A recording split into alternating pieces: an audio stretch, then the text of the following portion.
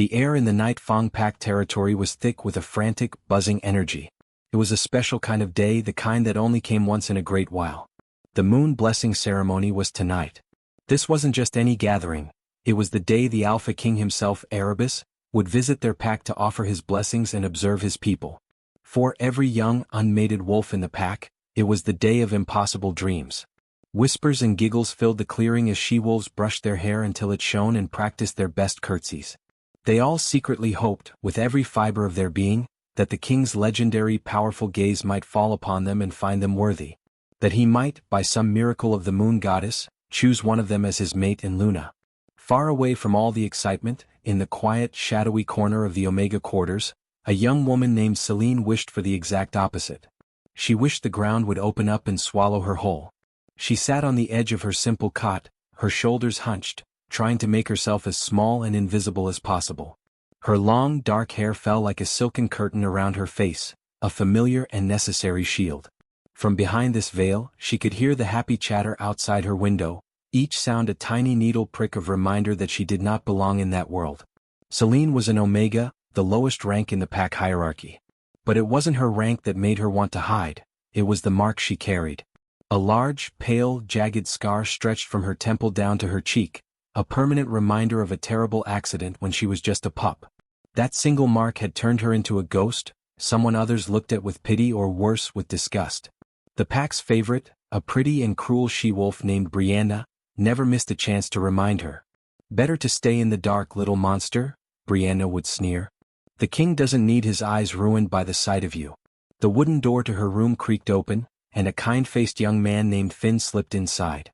Finn was a beta, higher in rank, but he had always been Selene's only friend. "Selene," he said, his voice soft. "You have to come. Everyone is required to attend." "I can't, Finn," Selene whispered, her voice barely audible. "They'll all stare. Brianna will make a scene. I can't." Finn knelt in front of her, his expression earnest. "The moon goddess doesn't see the scars on our skin, Selene. She sees the scars on our hearts, and yours is the most beautiful and unmarked of them all. Your kindness, your soul, that is what is real. Don't let them hide your light." His words were a balm, but she wasn't sure she believed them. Still, he was her friend, and his hope gave her a sliver of courage. With a trembling sigh, she nodded and stood up, pulling the hood of her worn cloak over her head for an extra layer of protection. The main clearing of the pack was transformed. Torches flickered, casting dancing lights, and a platform stood at the front for the king. Selene did as she always did. She found a spot at the very back, tucked behind a large group of taller wolves, a place where the shadows were the deepest. She kept her head bowed, her eyes fixed on the ground, focusing on a single blade of grass as if her life depended on it. The crowd around her suddenly fell into a hushed, expectant silence. A powerful, electric energy pulsed through the air, making the hairs on her arms stand up. He was here. She dared a single fleeting glance through the curtain of her hair. Alpha King Erebus stood on the platform, and he was more imposing than any story had ever described. He was tall and broad-shouldered, with hair as dark as midnight and eyes that seemed to see everything at once. He held himself with a quiet, unmovable power that demanded respect. But as Selene watched him acknowledge the pack's alpha, she saw something else flicker in his dark eyes for just a second. It wasn't arrogance or pride. It was a deep, profound loneliness, the kind of loneliness she knew all too well. It was a strange thing to see in a king who had everything. He began to walk through the crowd, a slow, deliberate procession. Wolves bowed deeply as he passed, some trembling with awe. Selene pressed herself further into the shadows, her heart hammering against her ribs like a trapped bird. She just had to stay still, stay quiet, and remain unseen. But fate, it seemed, had other plans. As Erebus moved closer to the back of the crowd, Brianna, with a sly, nasty smile, deliberately shoved Selene hard from the side. Selene cried out softly as she lost her balance, stumbling forward out of the safety of the shadows. Her cloak's hood fell back, and she landed on her knees on the hard ground, right in the path of the approaching king. The impact jarred her, and her head snapped up, her long hair flying back away from her face completely. For one horrifying, endless moment, her scarred face was fully exposed to the entire pack and to King Erebus himself. A collective gasp rippled through the crowd, followed by a few muffled snickers.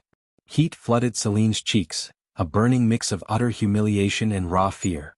Her vision blurred with the tears she was desperately trying to hold back. Her eyes, wide and shimmering with unshed tears, accidentally locked with the king's. She expected to see revulsion, anger, or mockery in his gaze. But she saw none of those things. Instead, she saw that same surprise from their first brief glance, and then something deeper, a sharp, intense curiosity that seemed to look right through her skin and into her very soul. The moment was too much. Scrambling to her feet, she yanked her hair back over her face, turned and fled from the clearing, unable to stop the hot, silent tears from finally streaming down her cheeks. She didn't look back. She didn't see that Erebus had stopped walking entirely. She didn't see how his eyes followed her retreating form until she disappeared into the trees. She didn't know that he had seen every single tear that fell, and that the sight of them and the profound sadness in her eyes had struck a chord in his own lonely heart, making him forget about everyone else around him. All he could see was the ghost of the girl with the sad, beautiful eyes. The grand ceremony concluded with a hollow sort of formality. The pack members, their brief moment in the king's presence over, slowly dispersed, their chatter returning to the usual topics of hunting patrols and border security.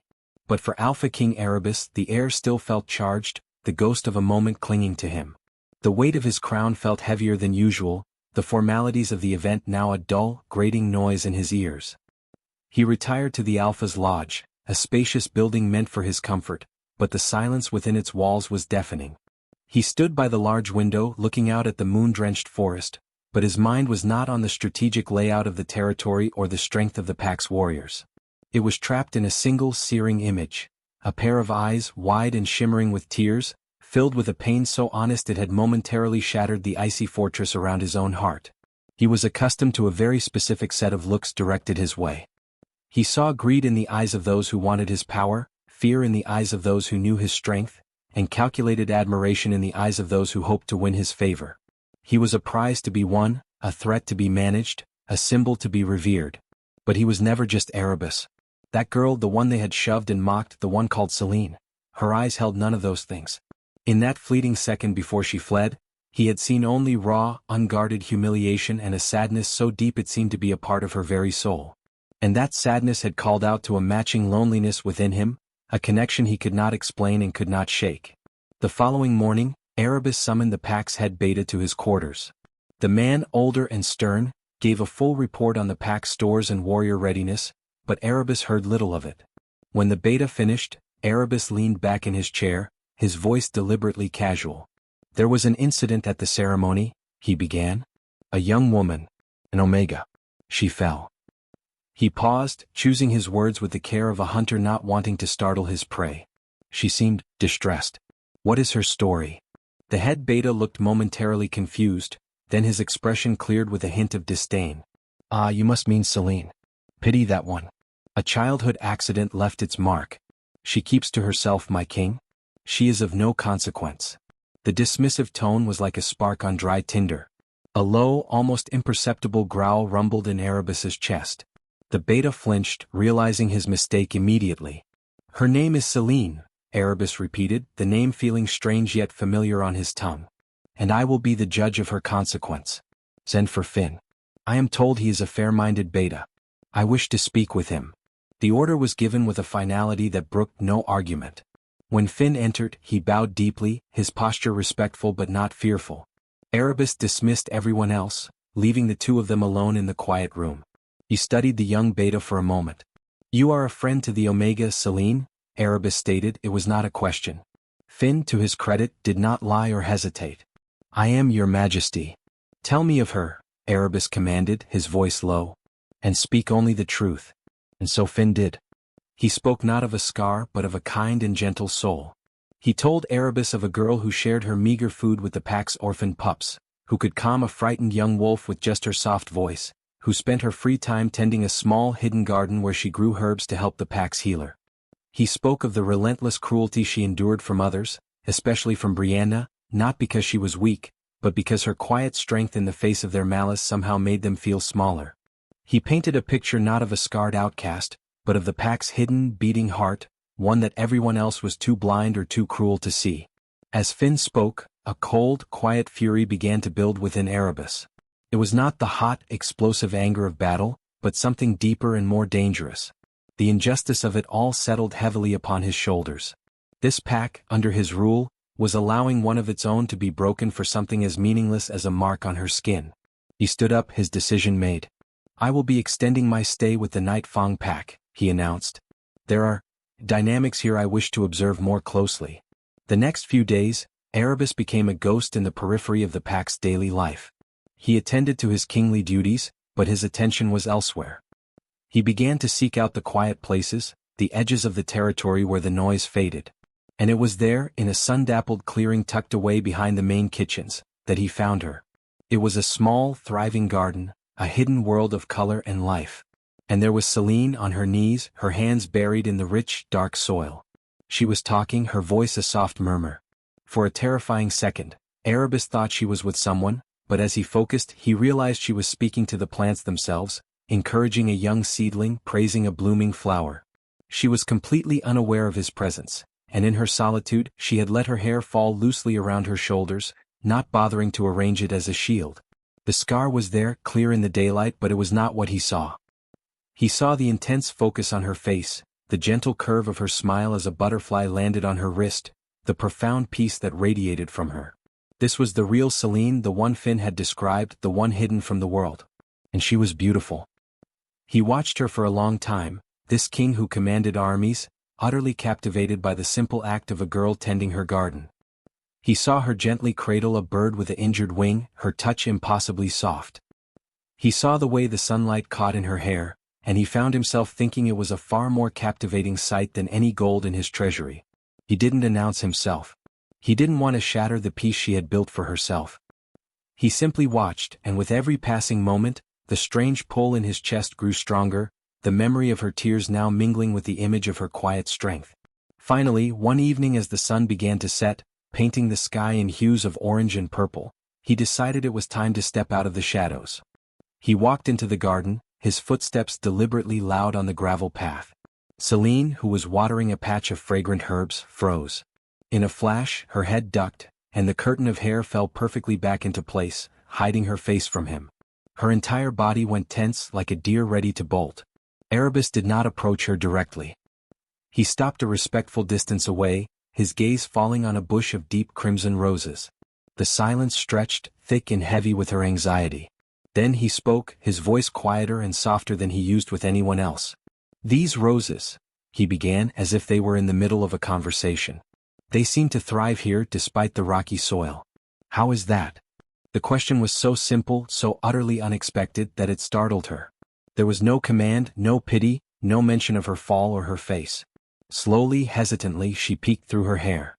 The soil is well drained here," she whispered, her voice trembling slightly. "And they get the morning sun, but are shaded from the harshest afternoon heat." She paused, then, gaining a sliver of confidence from his genuine interest, added, "They are resilient. They just need the right conditions to show their strength." Erebus looked from the roses back to her, though he could only see the vague outline of her features behind her hair. "Resilient," he repeated, the word hanging in the air between them. "A remarkable quality." He didn't say anything else.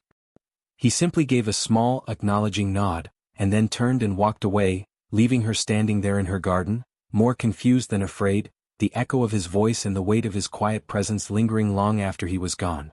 The encounter in the garden replayed in Selene's mind for the rest of the evening and throughout the following day. It was a small, strange puzzle she could not solve. The Alpha King, the most powerful being she had ever laid eyes on, had not demanded an explanation for her presence or commented on her appearance. He had not mocked her or looked at her with the cold disdain she was accustomed to. He had asked her about roses. He had spoken to her with a tone of genuine curiosity, his voice a low, quiet rumble that felt nothing like the sharp, barking orders of the pack warriors. The memory of it sent an unfamiliar, warm flutter through her chest, a feeling so foreign she almost didn't recognize it as a fragile, budding hope. The next day, as the sun began its slow descent, she found her feet carrying her back to the garden almost against her will. A part of her, the part that had been bruised and battered for years, screamed at her to stay away, to not invite more pain. But a newer, braver part, the part that had been nurtured by Finn's friendship and now, inexplicably, by the king's simple question, urged her forward. She told herself she was just checking on the new seedlings. She was just ensuring the bird with the mending wing had enough water. It was a flimsy excuse and she knew it. He was there again. This time he was not watching from a distance. He was standing by the old stone bench at the edge of the clearing, looking out over the vibrant patches of lavender and sage as if he belonged there. Her heart leaped into her throat, and she instinctively froze at the tree line, ready to retreat. But he turned and his eyes found hers, or at least found the shadowed shape of her behind her hair. He didn't smile, but his expression was not harsh. It was simply open. "Selene," he said, acknowledging her by name. The sound of her name in his voice, spoken without a trace of mockery, was a shock that rooted her to the spot. She managed a small jerky nod, her fingers nervously twisting in the fabric of her simple dress. "Your Majesty," she whispered, the title feeling formal and stiff in the quiet intimacy of the garden. "Erebus," he corrected gently, his tone leaving no room for argument. "When we are here it is just Erebus." He gestured toward a patch of earth where delicate white flowers were blooming. "Tell me about these. They have a strong scent at night." And so she did. Haltingly at first, her words tripping over each other, she explained that they were moon petals, that they only opened their blossoms and released their fragrance after sunset, guided by the same moon that gave their kind power. He listened, truly listened, not like a king receiving a report, but like a student fascinated by a new subject. He asked more questions about the soil, the seasons, which plants the bees favored. Their conversation was a slow, meandering stream, touching on nothing of importance, and yet, to Selene, it felt like the most important conversation of her life. This became their new, unspoken ritual. As twilight settled over the pack lands, they would both find their way to the hidden garden. The fearsome Alpha King would shed his royal demeanor like a heavy cloak, and the scarred Omega would, minute by minute, let her guard down. They spoke of simple things. He told her of seeing the northern lights once on a diplomatic journey, describing the dancing colors in the sky with a poet's words that surprised even him. She told him the old pack legend of the first wolf who learned to speak to the wind, her voice losing its tremor and becoming soft and melodic as she lost herself in the tale. He found the sound of it, her true voice, to be the most calming thing he had ever heard. During one of these talks, as a cool breeze swept through the clearing, it caught the strands of her hair and blew them back from her face. She flinched, her hand flying up to fix it, an automatic response born of 1,000 humiliations. But then she stopped. Her hand hovered in the air for a moment before slowly lowering back to her side. She took a deep, shaky breath and left her face uncovered, her scar pale and visible in the fading light. She stood perfectly still, her heart hammering, waiting for his reaction, for the shift in his eyes that would signal the end of this beautiful dream. Erebus saw the fear in her posture, the immense courage it took for her to make that small, monumental choice. He did not stare at the scar. He did not look away from it in pretended politeness. His gaze remained steady on her eyes, holding them with a quiet intensity. "Your scar," he said, his voice low and sure, "is a part of your story, Selene. It is a map of a battle you survived. It does not make you less beautiful. It makes you, you." The words were not empty comfort. They were a statement of fact, as solid and real as the ground beneath their feet. And in that moment, something hard and frozen inside Selene's heart began to thaw, melting away under the warmth of his acceptance. Later, as they walked along the garden path, the silence between them was no longer heavy but comfortable. Selene, emboldened by the evening's events, found a new kind of courage. She stopped and turned to look at him, her eyes now more often meeting his, filled with a curious sincerity. "Why?" she asked softly. "Why are you so kind to me? You're the king. You could have anything, anyone. Why spend your evenings here talking about flowers with me?" Erebus looked down at her, and for the first time she saw the full weight of his loneliness reflected in his own eyes, no longer just a fleeting glimpse but a clear, shared understanding. "Because," he said, his voice barely above a whisper, "you are the only person in this entire pack, perhaps in my entire kingdom, who sees me as Erebus. Not as the Alpha King. Not as a title or a weapon or a prize. Erebus, when you speak to me you speak to the man, not the crown." In that confession, the last of Selene's walls crumbled to dust. She was not a lowly Omega talking to a king. She was a woman, Selene, talking to a man, Erebus. And the connection that hummed between them in the quiet of the garden felt more real and more powerful than any rank or title could ever be. The garden meetings became the secret heart of Erebus's days, a quiet space where the world and its burdens fell away. He no longer thought of Selene as the scarred Omega. He saw only her kindness, her quiet wisdom, the gentle strength that had grown in the shadows. His wolf, a powerful and often restless presence within him, had become calm and certain in her company, a feeling it had never known.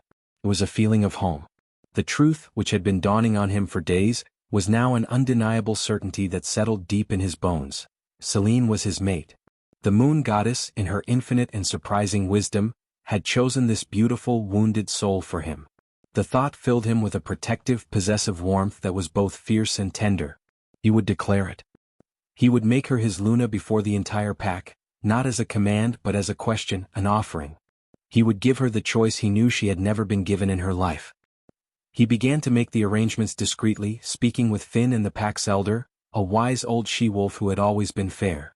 He planned a gathering for that very evening under the stars. It would be simple but official. He wanted to erase the memory of her humiliation at the ceremony and replace it with a moment of pure honor.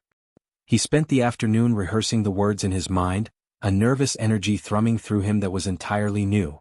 He, the Alpha King, was nervous about a she-wolf's answer. The thought almost made him smile. As the pack began to gather in the main clearing for the evening meal, the air was light, filled with the scent of roasted meat and the chatter of a community. Erebus stood near the head of the long tables, his eyes searching for Selene. He found her sitting at the very far end, the Omega table, isolated and small. But she was looking at him, and when their eyes met, a faint, shy smile touched her lips. It was a secret shared just between them, a spark of understanding that made his heart clench. He gave her a small, almost imperceptible nod, a promise of what was to come. It was at that moment that Brianna decided to strike. The jealousy that had been festering in her for weeks had finally boiled over. She had seen the looks, the king's constant disappearances, and the way Selene now carried herself with a new, quiet confidence. It was an insult Brianna could not bear. She stood up from her place at a prestigious table, her chair scraping loudly against the stone, silencing the casual conversations around her. "Alpha King," she said, her voice dripping with false respect and sharp malice. "We are all so grateful for your extended stay. But there is a matter that concerns the health of the pack, a sickness that must be addressed before it spreads." All eyes turned to her. Erebus's expression remained neutral, but a cold dread began to coil in his stomach. "Explain," he commanded, his voice echoing in the sudden quiet. Brianna pointed a dramatic finger directly at Selene. The scarred one, Selene. She practices dark magic. She has bewitched you, my king. How else could a creature like her capture your attention? She spends her time alone with strange herbs, whispering to the shadows. She has clouded your mind. An Omega could never be worthy of an Alpha's glance, let alone a king's, without using foul tricks. A ripple of shocked murmurs went through the crowd. Selene had gone deathly pale, her hands gripping the edge of the table so hard her knuckles were white. The old shame came rushing back, a tidal wave threatening to drown her. She looked down, her hair falling forward, wanting to disappear, the beautiful hope of the last few weeks shattering into a million pieces. But before the whispers could grow, a wave of pure, unleashed power erupted from Erebus. It was not just the power of a king, but the raw, primal dominance of an alpha whose mate had been threatened. The air grew heavy, pressing down on everyone. Wolves flinched and dropped their gazes, a few of the weaker ones whimpering and baring their throats in instinctual submission. The force of it was directed not at the pack but at Brianna, who took a stumbling step backward, her face etched with sudden, genuine fear. Erebus did not shout. His voice was low, but it carried to every single ear, vibrating with an authority that was absolute. "You dare." The two words were a condemnation. He stepped away from the head table, his movements lethally calm as he walked to the center of the clearing, placing himself between Brianna and Selene. He turned his gaze upon the entire pack, his eyes blazing. "You have all watched," he began, his voice ringing with a truth that shamed them. "You have all seen one of your own, a kind and gentle soul, be tormented and shunned for a mark she did not choose. You have allowed cruelty to fester in your midst because it was easy, because she was an Omega." He paused, letting the weight of his judgment sink in. "I did not extend my stay to observe your pack's strength. I stayed because of her." He turned now, his gaze finding Selene, who was watching him, her eyes wide with shock and tears. His expression softened, but his voice remained strong for all to hear. "I have watched Selene. I have seen her kindness when she had every right to be bitter. I have seen her strength when she had every reason to be broken. I have seen her heart, and it is the purest, most beautiful thing I have ever encountered." He took a step toward her. "Her scar is a testament to her survival, not a measure of her worth. It is a part of the brave, remarkable woman she is." He closed the distance between them until he was standing right before her. The entire pack was holding its breath. Then, to the utter astonishment of everyone present, Alpha King Erebus went down on one knee. He was now looking up at her, putting himself beneath her, making her the most important person in the clearing. The gesture was more powerful than any command. He reached out and took her trembling hands in his touch gentle but firm. "Selene," he said, his voice now intimate, meant for her alone, yet heard by all. "You are my true mate. My other half. The one the moon goddess made for me. Your scar does not matter to me. Your heart is my home. Will you do me the greatest honor? Will you accept me and become my Luna Queen?" For a long moment there was only silence. Selene looked down at the powerful king kneeling at her feet, his dark eyes filled not with pity or duty, but with a love as deep and vast as the night sky. The tears that welled in her eyes now were not of sadness or shame, but of a joy so profound it overflowed. She did not wipe them away. She did not hide her face. She let them fall, gleaming on her cheeks in the torchlight for all to see. A radiant, breathtaking smile broke through her tears, transforming her face, the scar merely a part of its beautiful landscape. Her voice, when it came, was clear and sure, ringing with a newfound strength that echoed his own. "Yes," she said. "Yes, Erebus. I will." The silence that had gripped the clearing shattered into 1,000 pieces. It was not the silence of shock or disapproval anymore, but a breath held in collective awe, and then released in a wave of sound that started as a murmur and grew into a roaring cheer. The pack, shamed by their king's words and utterly disarmed by the raw, honest beauty of the moment, found their voices. They saw not a scarred Omega, but their future Luna, a woman whose quiet dignity had just been crowned by the love of their mighty king. The sight of Erebus, the most powerful of them all, on his knee for her, had rewritten the entire pack's understanding of strength and worth in a single, profound gesture. In the days that followed, the Night Fang pack territory underwent a transformation that was felt more than it was seen. The change was in the air itself, which seemed lighter, cleaner. Selene, now formally recognized as the Luna to be, was treated with a reverence that had nothing to do with fear and everything to do with genuine respect. She did not move into lavish quarters immediately, choosing instead to remain in her simple room while the royal suite was prepared, a decision that only deepened the pack's admiration for her humility. She began to walk through the pack lands with her head held high, her dark hair often now braided or swept back, no longer a hiding place but a frame for a face that was learning to smile openly and often. The scar was there, a pale line against her skin, but it had lost its power to define her. It was simply a part of her, like the color of her eyes. Her first official act as Luna was not a grand decree, but a quiet conversation. She sought out Brianna. The confrontation did not happen in front of a crowd, but in the same garden where Selene had found her strength. Brianna, stripped of her status and assigned to kitchen duties, stood sullen and defensive. Selene did not gloat. She did not yell. She simply looked at the other she-wolf and said, "Cruelty is a cage you build for yourself. I am choosing to be free. I hope one day you will choose to be free too." There was no forgiveness in her words, not yet, but there was a powerful offer of a chance to change, a mercy that was far more formidable than any punishment Erebus could have devised. The mating ceremony was not the large, politically charged event one might expect for a king. It was held in the main clearing, under a blanket of countless stars and a brilliant, full moon that seemed to shine just for them. It was simple, sincere, and deeply personal. The entire pack was there not as ordered subjects, but as witnesses to a new beginning. Selene wore a gown of simple silver, the color of moonlight, and her hair was crowned with a delicate circuit of woven night-blooming flowers from her own garden. She did not walk down an aisle, but simply stepped forward from the crowd to meet Erebus in the center. He was dressed in his formal black, the kingly regalia present, but his eyes held only the warmth of a man awaiting his bride. They spoke their vows not to the moon goddess in a grand chant, but to each other, their voices soft but clear. Erebus promised to cherish her kindness, to protect her spirit, and to honor her strength for all his days. Selene promised to stand by his side, to share his burdens, and to fill his life with the light of her love. When the elder pronounced them bound for life, mates in the eyes of the moon and the pack, Erebus did not simply kiss her. He cupped her face in his hands, his thumbs gently tracing the line of her jaw, and then, with a tenderness that made every wolf watching feel they were intruding on something sacred, he leaned in and pressed his lips to hers. It was a kiss of promise, of devotion, of a love that had seen beyond the surface and found its home in the soul. Later, as music began to play and the pack celebrated, the new king and queen danced alone in the center of the clearing. The world around them faded into a happy blur of music and firelight.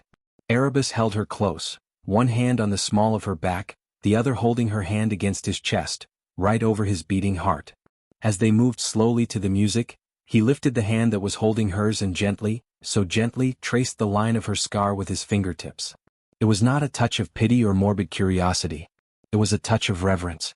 "This," he whispered, his voice for her ears alone, a soft rumble that vibrated through her very being. "This is the mark that led me to you. It is a part of the brave, beautiful woman I love. It is the map that brought me home." Selene felt her eyes well up with tears once more, but they were the sweet, peaceful tears of a journey ended and a new one beginning. She rested her head against his strong shoulder, feeling the solid, steady beat of his heart against her cheek. She was no longer the lonely, scarred Omega, and he was no longer the lonely, powerful king. They were two halves, finally and perfectly whole. They were Erebus and Selene, Alpha King and Luna Queen, bound by a love that had seen the tears in the shadows and had chosen to build a throne in the light. If you've enjoyed following the journey of Erebus and Selene from heartache to a love that healed them both, there are so many more stories waiting to be told. To discover your next favorite tale of romance, adventure, and characters who find their strength, make sure to subscribe. A whole world of stories is just a click away.